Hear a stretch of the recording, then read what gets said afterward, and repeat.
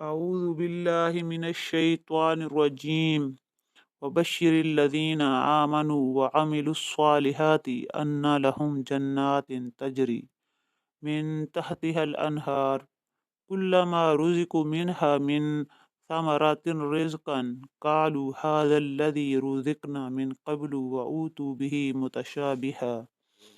ولهم فيها أزواج مطهرة وهم فيها خالدون۔ اور اے پیغمبر، جب لوگ اس کتاب پر ایمان لے آئیں اور اس کے مطابق اپنے عمل درست کر لیں تو انہیں خوشخبری دے دو کہ ان کے لیے ایسے باغ ہیں جن کے نیچے نہریں بہتی ہوں گی۔ ان باغوں کے پھل صورت میں دنیا کے پھلوں سے ملتے جلتے ہوں گے۔